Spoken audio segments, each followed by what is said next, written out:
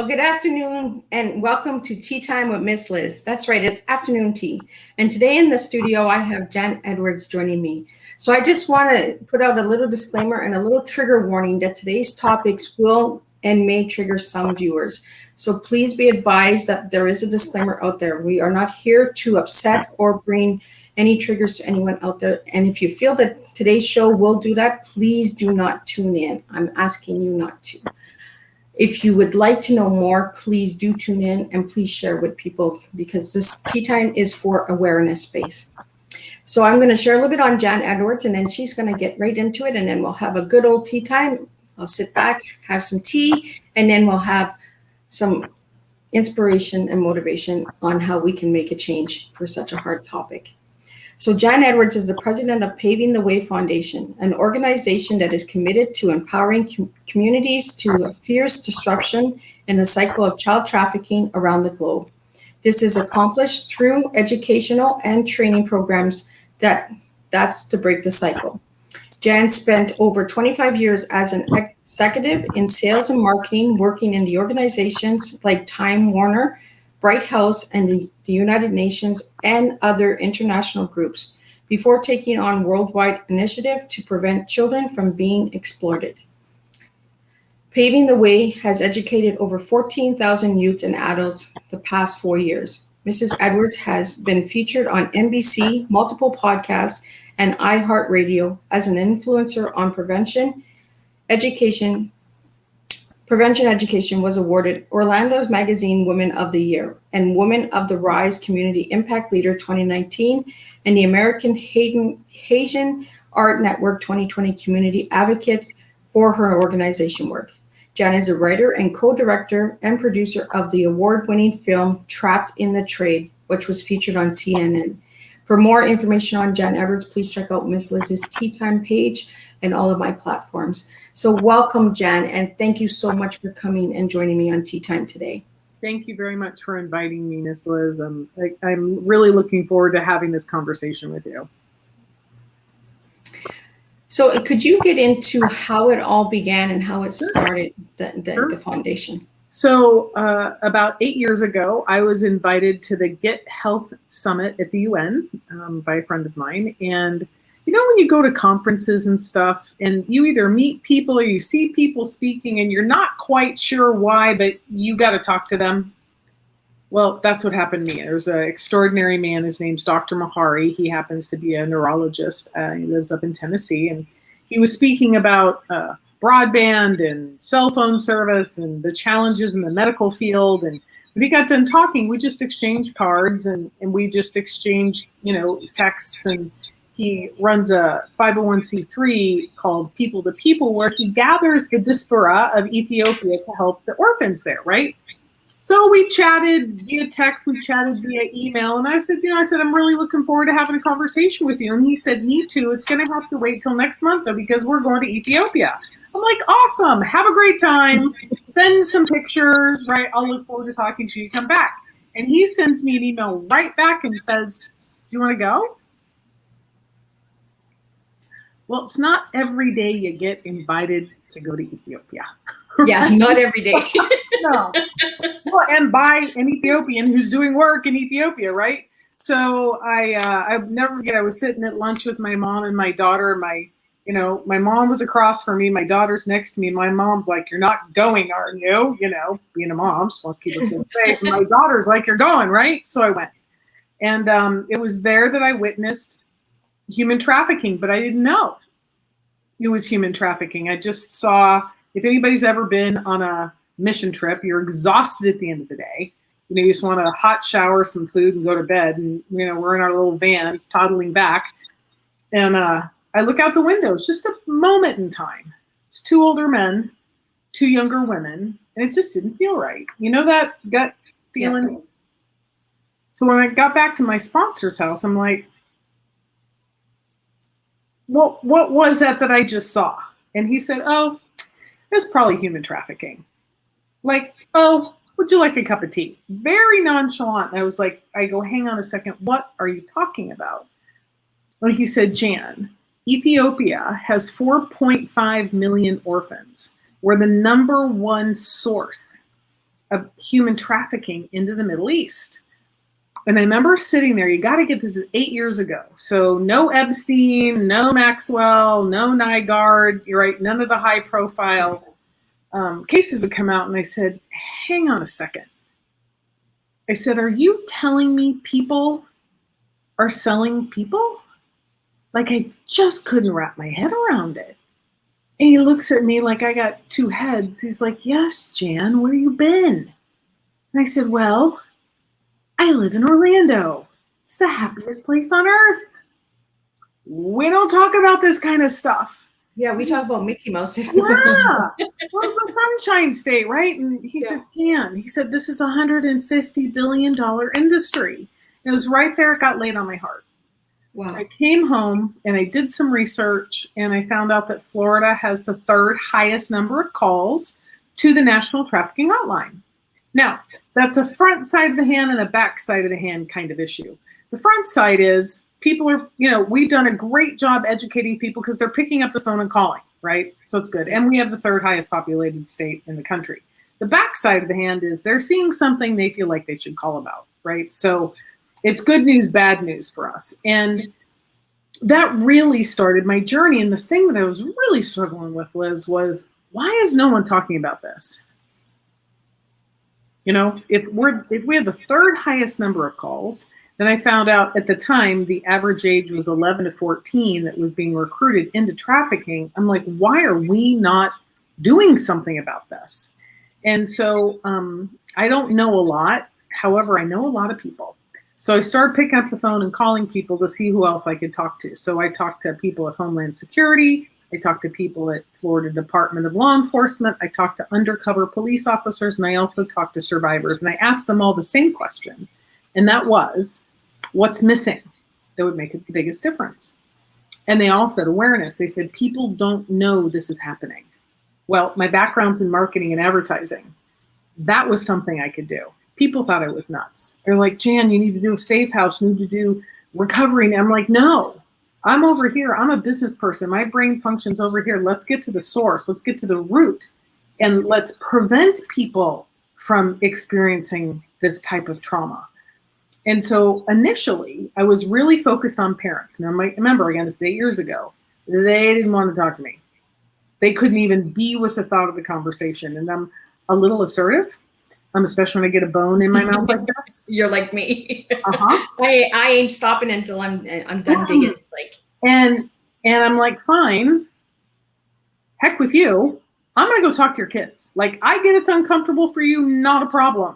Talk to my daughter. We talked about everything, right? I'm like, I'll go talk to your kids. So that really was what started this journey of educating youth. So I did 2 years of market research. I wrote my curriculum. I wrote I wrote our award-winning film in literally 2 days. It was a total download from God. And, I went out and had conversations with people to test it. I'd show the film, we'd have conversations. And then at the end, I'm like, okay, what worked? What didn't work? What should I say? What should I take out? What do I need to add in? So for 2 years, I'm just testing this curriculum with people. And finally, we got to a point where we launched the film and we launched the curriculum 4 years ago. And since then, we've just been at it. And people are like, Jan, how do you get in the schools? I'm like, well, I talk to people. We share with them what we do. We talk to parents. We talk to PTA. We talk to principals. And what I've discovered is when there's someone at the school that really understands what's happening, they'll take this on right with me and they'll be a dog with a bone and get it into the schools. I've got principals that are like, I've sent emails to the parents. I put stuff on Facebook. We're doing this thing, right? I have other schools that are like, we're doing this thing and we're going to send a letter to parents and everything in between. Churches. We've been in front of, several church youth groups because people automatically assume, well, those are the good kids. Nothing bad's going to happen to them. Well, there is no socioeconomic, demographic, or geographic boundary for this crime. You can be literally under 1 year old and all the way up to 75 years old and be exploited for whether it's your body, your mind, or your money. Wow. So what gave you the drive to call it Paving the Way Foundation? Yeah. Well, we're going to go back to my experience in New York at the UN event. And I was sitting next to a gentleman that had just spoken earlier that day, and we gotten to know one another a little bit. And it was on the panel where Dr. Mahari was speaking, and they were talking about the challenges of keeping the cell phone towers charged. And I remember thinking, because they were driving trucks to drop off gasoline to keep whatever they needed to keep going, right? And I leaned over to my friend and I said, why don't they use solar panels? They're in Africa. It's like a lot of sun, I'm like, right. I'm thinking logically. You're like me. I'm like, why can't they do this? Like, hang on a second. Right? See, Liz, if you and I ruled the world for just a little while. There we go, right? Right, and then give it right back. Anyway, and he leans over me and he goes, there's no roads. And over in my head, because I hadn't been to Africa yet, right? I'm like, okay, all right. And I lean over and I go, why aren't there any roads? He leans over, corruption. I'm like, okay, well, that was interesting. At the time, this was way before I'd gone to Ethiopia, or about a year and a half, 2 years, almost 2 years. And I had a friend that was actually doing, creating, not roads, but in the same vein with used tires. Okay. Right. And I thought, well, okay, hang on. They don't have road. It rains a lot. It's hot and it's dry and then it rains a lot. This would be a great answer to solve roads. And I'm thinking, if I'm a dictator, right, I'm just pretending for a moment I'm a dictator. If I give the people outside of my big city a pathway to get into my city, sell their goods, even if I charge them 50%, right? Even if I sell a bushel of vegetables for $1 and 50% goes to the government, that's 50 more cents than I had yesterday, exactly. Right? So I'm like, okay, well, we just need to bring some roads, right? So I'm having conversations with him. And it just wasn't really going anywhere. That's how I always know I know the path I'm supposed to take, because God taps me right and he taps me left, right? He's like, nope, come back, right? And I remember sitting in a driveway of a friend's office building, and I was really thinking of a name for this company, right? And it was like, Paving the Way. We're going to pave the way. Now, don't get me wrong. I do get phone calls occasionally from people that want to know our price for blacktop. However, I really am clear who I've become over the past 8 years is like the tip of the spear. Yeah. Right. I really am paving the way for people to have powerful conversations. We as an organization really are paving the way for our youth to be educated and for our parents to be empowered to have those uncomfortable yet necessary conversations about this topic. Because I am clear, our parents are our front line, and by empowering our kids, we can cut this stuff off at the knees. I am just blown away by the numbers.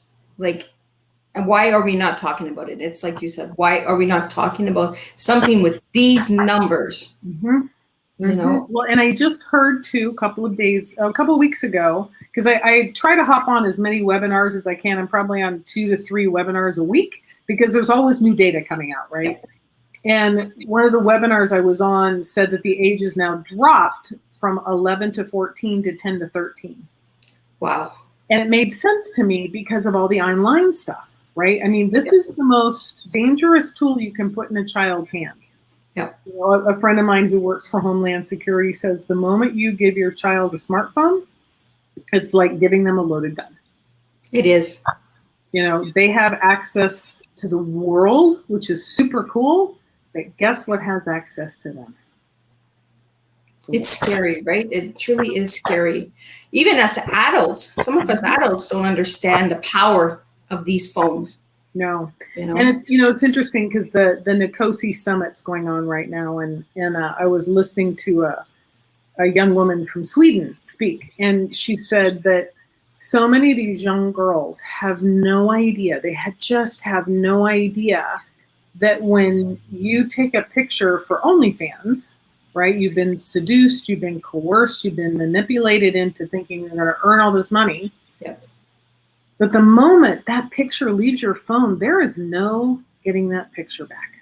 Yeah, there's no turning back. Mm-mm. And the moment it's uploaded onto some site like OnlyFans and somebody's paying for that, they're going to download that picture and then they're going to upload it on all the other sites they're on. So the challenge of online exploitation makes it really holographic exploitation, right? It's not just linear. It's not just, one-on-one in this sphere.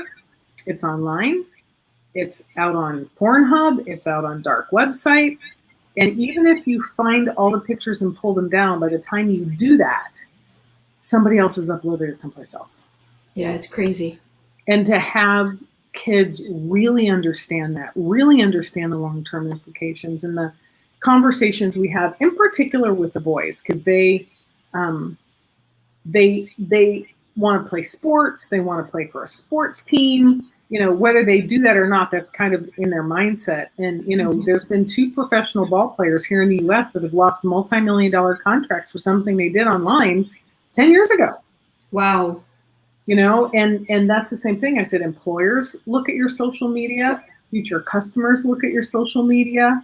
Boyfriends, girlfriends, future husbands and wives and partners, look at your social media. And you have to really think 2, 5, 10, 15 years ahead that if I ever wanted to run for office, is this stupid picture going to stop me from doing that, right? Is it going to stop me from being the CEO of a company? Is it going to stop me from, marrying the person of my dreams because I took some silly picture that someone coerced me into doing? And that's the other piece too that I really try to emphasize with parents is our prefrontal cortex, this part up here that helps us make decisions, isn't fully cooked until we're between 28 and 30. Wow. So, and predators know this, right? So here I am, a 14-year-old girl. I've just gone through most of my gangly stuff. I might have had braces. The braces are now off. I might have had curly hair. I figured out how to use a straightening iron, curlers to a straightener, right? I went from glasses to contacts or vice versa, depending on what's in. But I'm still seeing myself as that ugly duckling. And then some handsome guy online tells me I'm beautiful or tells me I'm smart or says, gosh, you're a great photographer. What a great picture. That feeds my self-esteem as a human being. And remember, I'm 14. This isn't done yet. And it's a numbers game for these online predators. They will toss out "you're beautiful" to hundreds of girls and boys to see who bites. And then they'll start a conversation and see who will go the next step and see who will go the next step until you've got, a dozen or so kids out of the hundreds that think have found the love of their life and start exchanging pictures. And you're dealing with generally, not always, a 45-year-old white male. And I like to use the analogy, Liz, if you and I went to the U.S. Open in September and Serena Williams was down on center court, right? And she said, Liz, come on down, right? You'd be like, okay. And they give you a racket. She's like, I'm going to serve to you at 100 miles an hour. Who's going to win that game? She will. Exactly. Yep. Same thing online. You've got a 45, 50-year-old brain matched with a 14-year-old brain. Yeah. Who's going to win that game? And they're so good at being charming and manipulative that these children think it's their fault. And it's not. And so you've got guilt and shame and embarrassment on the side of the victim. And you've got threats and coercion and manipulation on the side of the predator. That's why it's a silent crime. And that's why it's a perfect storm, because my parents told me not to do that. Yeah. And I did. Well, it's a known fact, right? Now I can't go talk to them, right? And it's a personal phenomenon. It might be an out there, but it's a personal phenomenon. I've embarrassed myself. Yeah. I now can't go talk to my parents because they've told me not to do this and I did it anyway. Yeah. And so what we coach parents is, we have a great parent toolkit on our website of ways to start the conversations, right? And ways to be able to have their kids feel safe, to come to them and say, Mom, you know that thing you told me not to do? Well, I kind of did it. And your parents are racing through, what did I tell? Which one did I tell? No, how many things did I tell you not to do that you did? Let me go through my filing cabinet, right? And then they'll say whatever that is. Yeah. And I coach parents. I said, that next 3 seconds is the most powerful 3 seconds of your and your child's life. Because how you answer that question is going to be everything. It's either going to push them farther down that rabbit hole because the guy said you were going to say that, right? Because they know that. Yes. They know that. You've got that 3 seconds to say, it's okay, honey. You didn't know. Yep.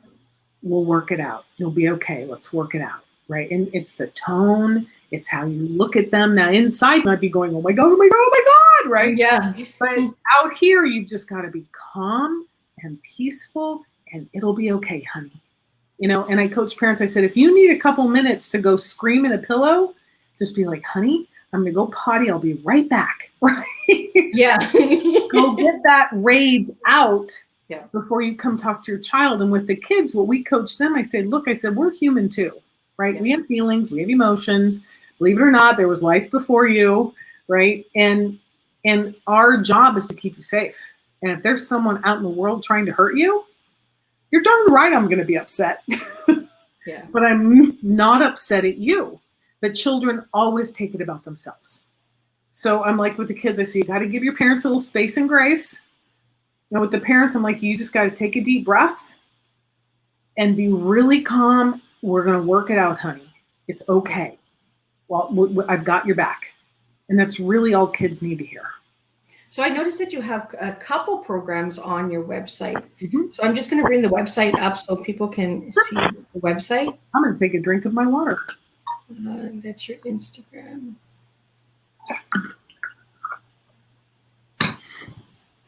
And have the website here, Instagram. But there we go. There's the website. So could you share a little bit on the different programs that you have on? Sure. Well, there's really two mainly, well, three, but two that we really focus on. One is our curriculum that we bring into schools. It's called Empower. And it's 2 90-minute sessions with us. That's the preferred. And how it works, and what I mean by works, not like how we do it, but how it really works for everybody is we'll come in on a Monday night or a Tuesday night, right, and do a parent training, have the educators there, have the counselors there, we'll show the film, have the conversations, preparing them for their kids, right, and then Wednesday, Thursday, we'll talk to the youth. We'll show our film on the first day, and really talk about what human trafficking is, what online exploitation is, and really what a bystander is and how they can they can stop being bystanders right now that they know what it looks like. The second day we cover social media and the laws that protect our kids, because a lot of times kids don't know that there's laws that protect them, like the safe harbor law, right? In Florida, we have a sextortion law that it's technically you're breaking the law when you send an inappropriate picture to someone if you're under the age of 18, and it's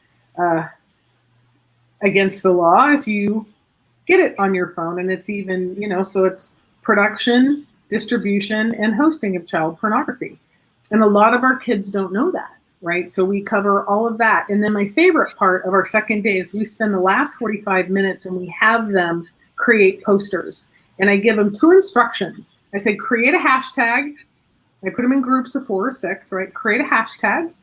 And then draw a picture that represents what you learned over the past 2 days.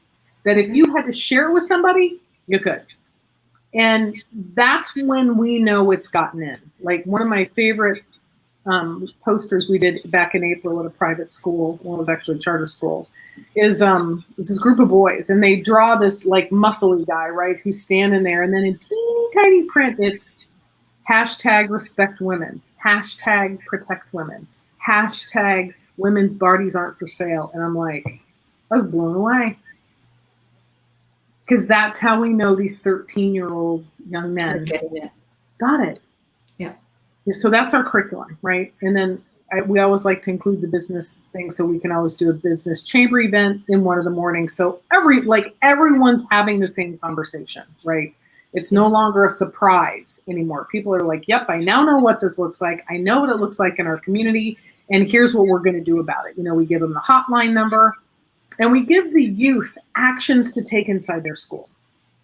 It's like, look, if you've got a child that, if you've got someone you know eats lunch alone every day, just go sit by him one day. Just go sit by him. Bring your lunch, go, look, we don't have to talk. I just want you to know I'm here for you. And when we go back, because we do surveys, we do pre and post tests, right? Because we want to know what got in, what didn't get in, so we can go back and pump it up, so to speak. When we go back and do our third survey to really see how long this has lasted, like 30% of the kids went and had lunch with someone that mostly ate lunch alone. Wow. That's a miracle. And look, I don't know what's going to come out of it. We are planting trees whose shade we will never sit, and I'm okay with that. Yep. I'm okay with 10 years from now, when a kid sees another kid at college sitting by themselves, it's just not a thing for them to go up and sit down and go, hi. Because you have no idea the kind of difference that would make for that person, right? And so we give them actual tangible actions to take, and they come up with some other great stuff too, which is fun. And then we do parent tech talks every month. As we're committed to having parents be as educated as possible. It's one of the reasons why I hop on 2 to 3 webinars a week because there's always information coming out and we want to have the latest information, right? I'm very clear what my lane is. We educate middle schoolers. Title I middle schoolers is our sweet spot because nobody really comes in and talks to them about this kind of thing. And they're super appreciative. So we've got that. And so we want the parents to be empowered and equipped. And we do that on Facebook Live. And once a quarter, we do it in Spanish. Oh. So I have several, so we have several mission ambassadors that are bilingual, and it makes a huge difference for the community because there's nuances in every culture that I don't understand, you don't understand. I don't know what it's like to be a Creole woman. I don't know what it's like to be a Hispanic man, right? I don't know. But there's cultural conversations, and that's really what we're committed to bringing in inside the Latin community. And then we also have a CEU program for nurses. We had our training approved by the Emergency Nurses Association. And so we can come in and, train nurses and yeah, I was going to ask you about that because I seen the nurses and I was like, and have that conversation. Because, we actually wrote a series of articles for Orlando Medical News for that very reason is I want to, don't quote me. Well, you're going to have to quote me because it's online, but I believe it's like 68% of survivors have gone through the ER department, right, at some point in time while they were being exploited. And 88% say they were not comfortable in saying anything to the, medical personnel. So, really equipping the frontline nurses, the ER nurses, and quite frankly, the maintenance staff and the food service and the cleaning service, because I am clear with the level of trauma that, survivors, warriors are experiencing. There's this hierarchy, right, that they're used to. So a doctor or a nurse would be here and my experience of myself would not be. But if I'm talking to the, cleaning person or the food service person, there's more of a even in my own mind, whether, we're all even in my mind, but you know how brains work, right? Yeah. I might be more open to sharing with that person, right? So they is equally need to be trained and educated because if the nurse suspects it and they're not going to say anything to the nurse, there's something that the food service person can say, or the maintenance person can, like, hey, how's it going? Just like be in that small talk. Yeah. And just look, it's like, are you doing okay? And you never know what they might say, even though they, if they pulled the, if they're being controlled by a guerrilla pimp or familial, if they separate them and go, oh, we have to take her down to x-ray or whatever. If you separate them, you can have a separate conversation. And the x-ray techs and the phlebotomist, like, there's everybody that touches that ER space really has to have a sense of what's it look like and what do I say? And then the third piece, which is the most important, what's our protocol? If my gut's telling me this is probably it, I've asked a couple of questions, I see this person attempting to control them, even when I'm taking them down to x-ray, that's a secondary indicator, right? And then if I ask, or there's bruises or whatever body things that they're there for, it's an opportunity for me as a caregiver to ask some non-evasive questions and have a sense of it, and then be able to offer assistance. And the challenge is because most victims don't think they're victims. Their perpetrators have done such a great job at convincing them it's their fault. Yep. That's what they believe. And so they're like, no, I'm fine, because who else is going to feed me? Who else is going to get me my cigarettes? Who else is going to, house me? And probably one of the most poignant things that I heard survivors say in the survivor-led panel was, I knew my pimp loved me because he hit me with an open hand. So that's the context, and the level of trauma. I did a interview with Dr. Phil Toll, who's a phenomenal therapist. He runs the residential care center here in Orlando. And we did a whole piece on, because people are like, well, if they're being harmed, why don't they just leave, right? Having no idea. Exactly. Having no idea the level of trauma. And I'm clear. I don't know how this thing all works, but I do know it's not a choice. Like, it's not like me or you. If someone was coming at us with, something to harm us, we'd get the heck out of the way, right? But I don't know. I'm a survivor of abuse, so okay. So I've lived it, and it's not as easy, right? Because I hear that all the time. Well, why didn't you leave? If it was that bad, why didn't you leave? Yeah, there's a thing called trauma bonding, and he spent 40 minutes. It's on my YouTube channel. I got to tell you, it's one of the best interviews, and I share it all the time for people to really understand. It takes anywhere from 2 to 3 years to have your brain recovered just your brain from the trauma, and that's everyday care, not once a week or once a month care. It's an everyday thing. It's an everyday healing thing, right? Yeah. As a survivor, it's an everyday healing process. If you think you're going to get healed by just going to see a psychiatrist or something once a week or once a month, you're not really working on healing. You're just working on the moment, moment. And then once that meeting is done, back to the same feeling you get, right? So you're not actually healing yourself. And that's why I'm an advocate for abuse and topics that need to be spoken about. And this is why I open this door up for, right, as the platform, is to get awareness. And why are we not talking about these subjects, especially with the numbers? Yes. So, Jen, do you think that there'll ever be an end to child trafficking? Well, Liz, that's a really great question. I was, Nkosi has 2 live sessions. One was today with the CEO and a couple of her people that work specifically in this space, and one's a former police officer and actually former chief of police. And I'm of the same belief as well, is that we're never going to arrest our way out of this. We just aren't. We're not going to arrest our way out of this, and I don't think we're going to educate our way out of this. I think it's all part of it. Yep. In reality, it's reducing the demand. And that's an avenue. It's not my specialty, but boy golly, people that do that, I am such an advocate for that, because I think a lot of it starts with trauma in the family. Yep.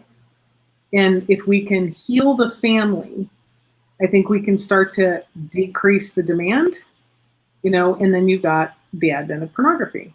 I think pornography plays a huge part in this. Yeah. The moment we opened up the internet in 1996, the U.S. became the #1 consumer of pornography. Wow. Yeah. And in the Philippines, I just read an article, I posted on my LinkedIn, that the average age of sexual consent in the Philippines is 12.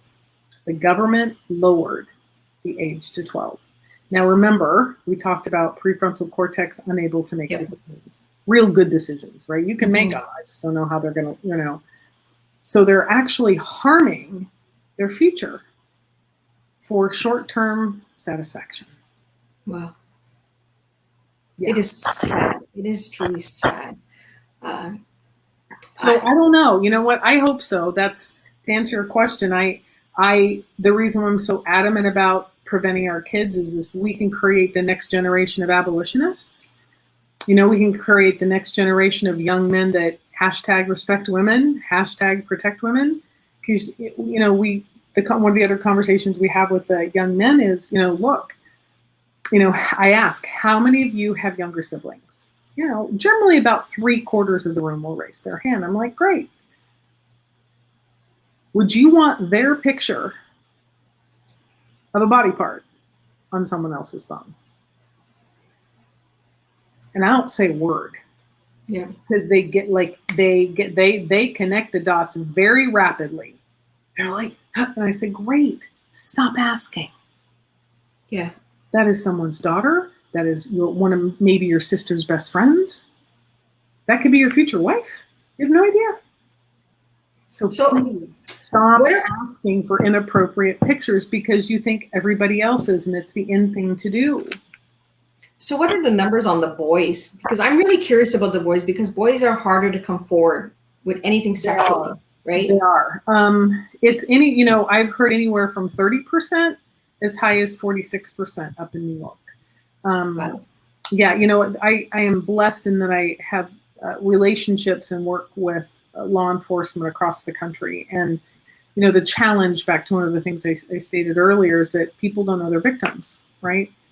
You've got suppressed memories, repressed memories, and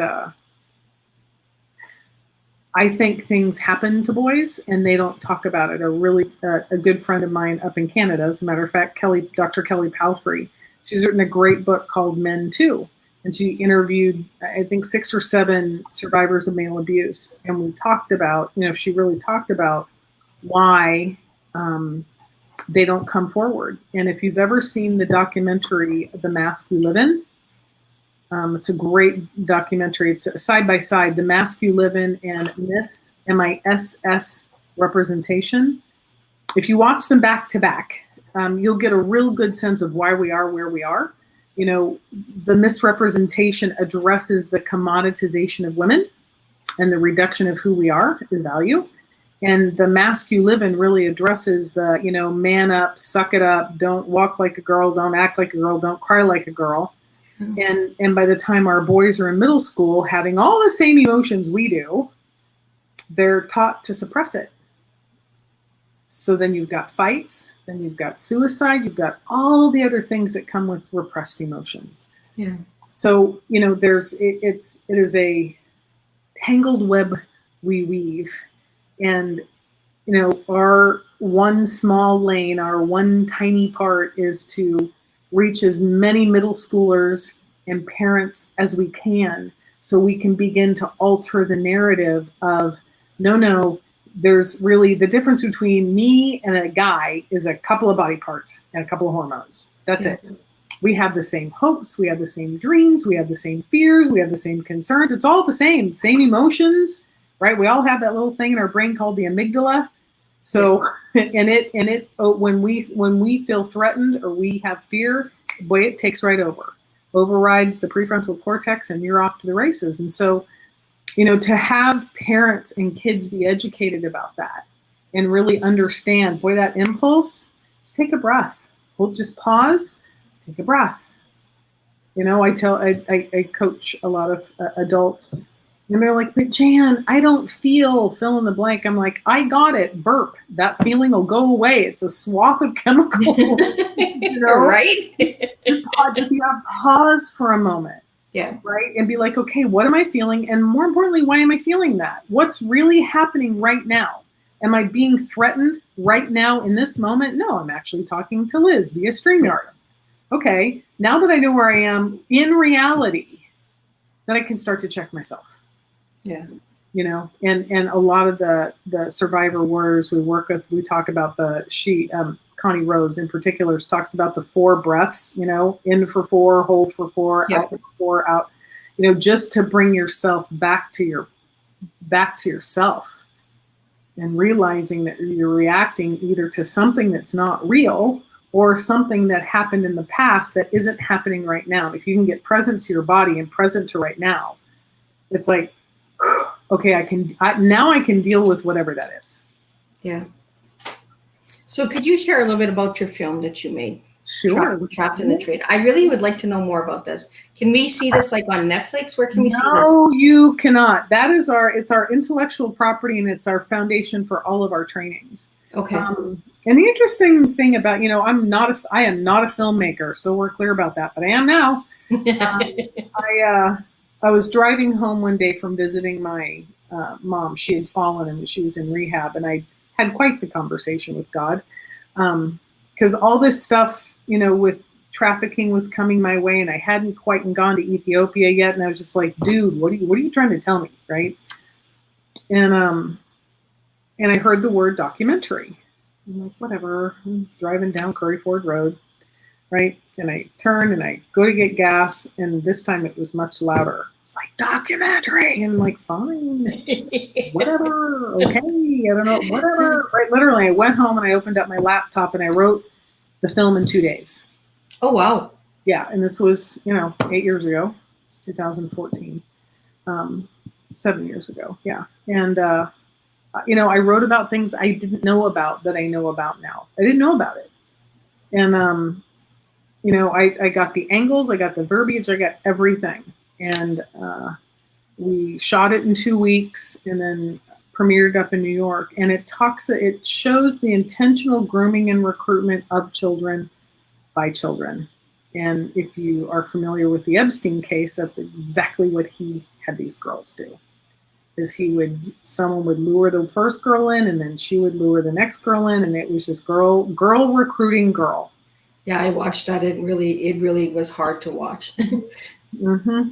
And it's a short film. It's only 28 minutes. It does not have a happy ending, which is why we don't put it on Netflix, because it really has people question, right? It opens up their heart because they're concerned for this character. And it also really is like, okay, well, God, what would I do? Because we have them look for two things. So it actually reduces the emotional impact of the film. Is we have the students look for all the bystanders, right? So it has their brain engaged in something else. Then we also ask them, because there's a part in the film at the party, you can see it in the trailer, where she's roofied, right? And so we ask the kids, what would you do? What would you, if you were there, you were at the party, you were at the girl that said, don't take the drink, really, like, I want to know, what would you do, right? And it's kind of cute because the boys get all tough and they're like, well, I'd, blah, blah, blah, blah, blah. And I'm like, I got it. You'd blah, blah, blah, blah, blah, blah. I said, now I have a question for you. I said, what if there's two guys behind her that are packing heat? Then what would you do? They're like, oh, well, so because I want them to do the critical thinking. I'm a huge fan of the Socratic method of education, where I ask powerful questions and you do the thinking, just try and work out the answer for yourself, because then it's yours. Yeah. You've discovered the answer. I haven't given it to you. Yep. You've discovered the answer. And that's why we love the posters at the end, because that's them expressing what they got. It's them sharing, right? And it's the tactile piece of the education. So it really, it's full circle for them to really walk away with understanding what human trafficking is, knowing the signs to look for, really getting a sense of what kind of conversation they can have with someone they think might be dealing with something. It's like I said, mostly, if you just check in, if you check in often enough, at some point in time when you ask, are you okay? They're going to look at you and go, no, I'm not. Yeah. And you're going to go, okay, let's go down to the nurse's office, right? Or let's go to the counselor. Let's talk, right? Mm-hmm. And it's being that persistent, consistent, loving, kind, accepting person, because we know no one chooses this life. The 5-year-old doesn't wake up one morning and go, yep, I want someone to rape me 15 times a night. Yep, that's what I want when I grow up. No one chooses that. No. And so to bring compassion and grace and love to individuals that are suffering from whatever kind of level of abuse, whether it's familial abuse or child abuse or bullying, or maybe there's a learning disability and it hasn't been caught yet, so they may be being bullied because they don't know how to do the math problem. I mean, there's a variety of things that can cause a child trauma. Yeah. And so for us as their partners and to encourage the other youth to just bring some compassion. And that's why I love middle schoolers, is their brains fully developed enough that they can comprehend the complex conversations we have. Yeah. And they still care. They have empathy, and they want the world to be right. They want it all to be okay. And this is a way that they have access to do that. Yeah. So Jen, I want to get into some tea questions now with you. Okay. Because I do the same thing. I like to pick the brain, and I'd like you to give me your cup of tea. So I'm going to give you the word tea, and I'd like a word for each letter. Okay, let's see. T for talent. Every single human being has a gift or a talent that's unique to them, right? It's kind of part of our life's journey to go find that. The E I would consider to be empowerment. Really, once you have that talent, how can you use it to empower not only yourself, but others, maybe, right? And A, I'm going to go with adventure. Oh, I like that. I haven't gotten that one yet. I like that. Life is an adventure. And if we can be with the roller coaster of it, right? Knowing that when we're in the valley, we're more than likely about to head up. And if we're at the top of the mountain, some point in time, we're either going to plateau up or we might make our way back down, you know, and just really enjoying the journey and bringing love and peace and compassion and grace to humanity, because it's missing right now. Yeah, it is. You know, just because I don't agree with you doesn't mean you have to be mad at me. Exactly, right? Really, you know, and if you, I'm just going to use a sports analogy. You know, you've got the Chicago White Sox and the Chicago, what's the other team? Anyway, they have two baseball teams, right? Cubs. You're either a Cubs fan or a White Sox fan. Would you alienate someone because they were a White Sox fan? Like, you just want to take a deep breath and go, yeah. Okay, Cubs is my team. White Sox is your team. Let's go have a beer and we'll talk about our favorite players. Exactly, right?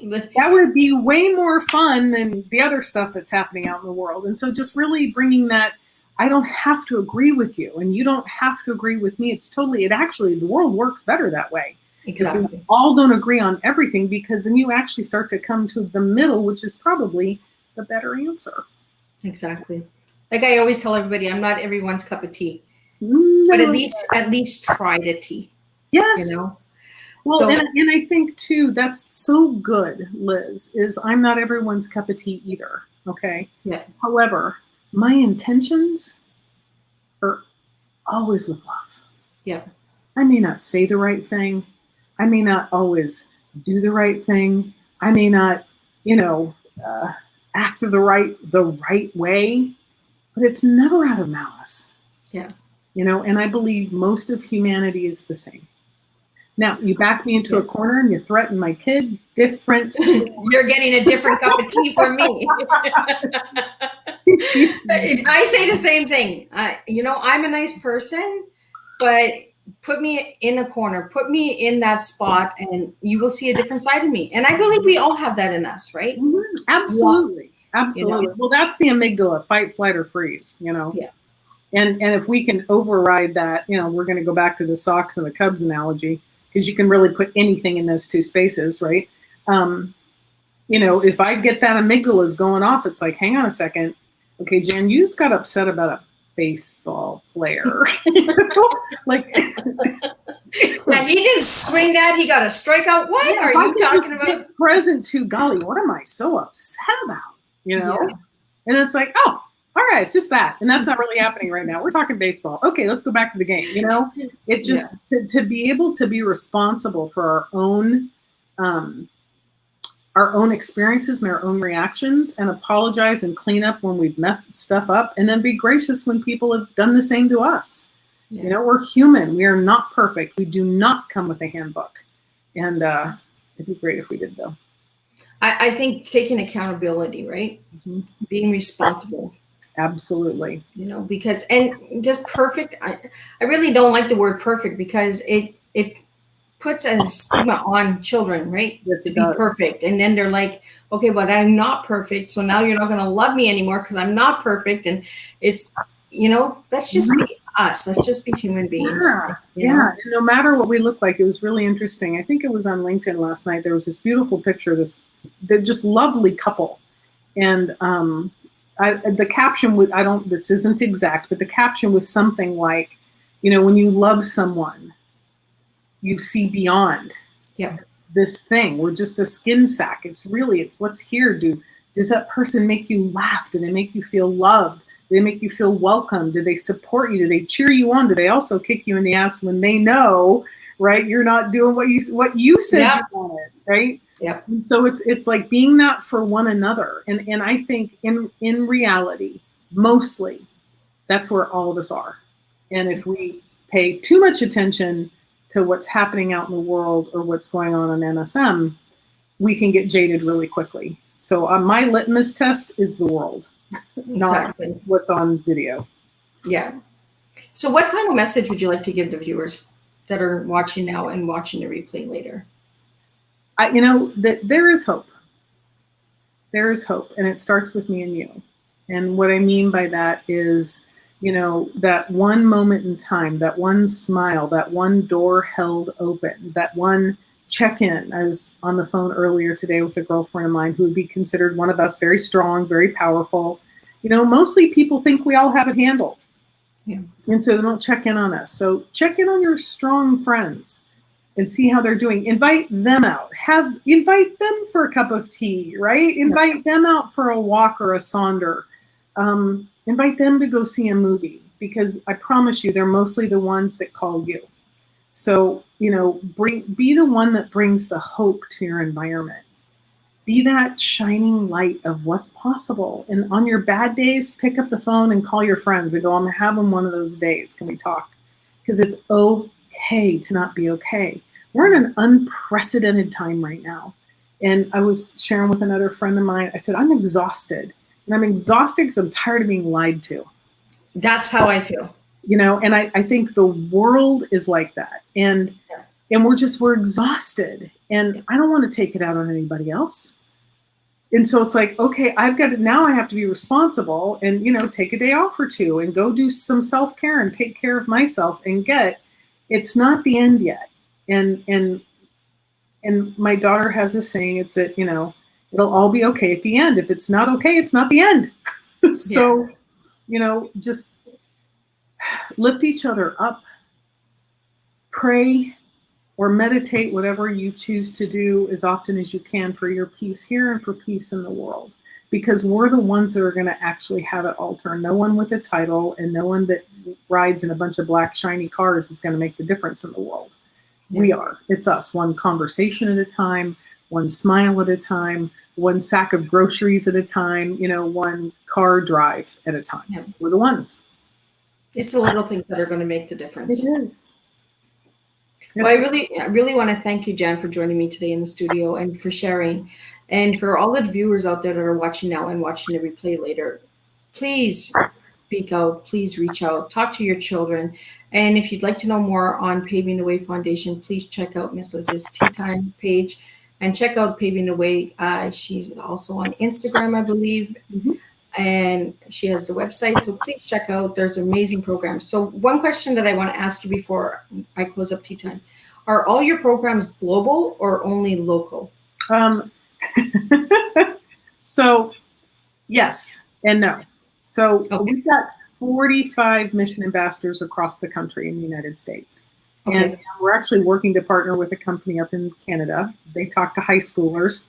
She's like, we don't really like middle schoolers. I go, it's okay. I'm not a fan of high schoolers. You take the high schoolers, we'll take the middle schoolers. We'll go,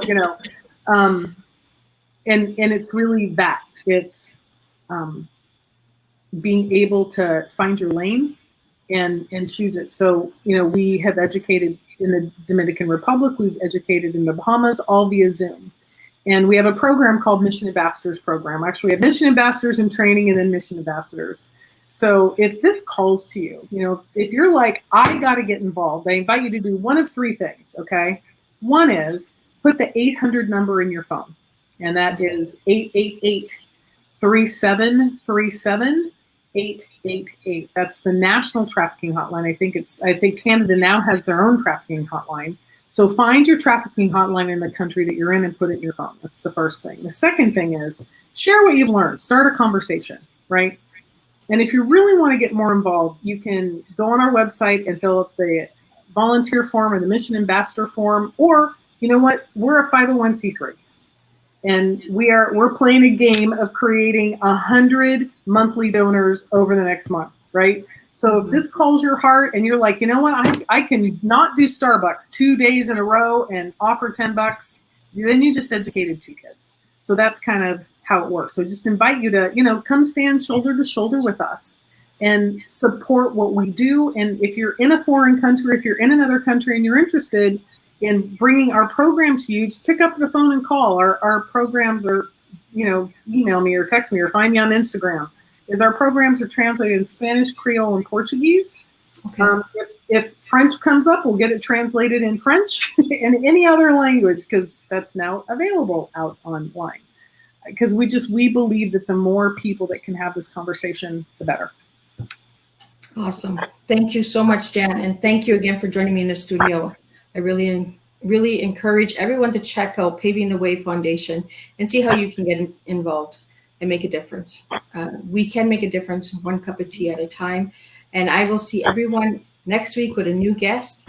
And the guest will be speaking on education and tech and stuff. So all you gamers out there who want to know a little bit more, tune in to Tea Time with Miss Liz. And again, thank you, Jen, for joining me today in the studio.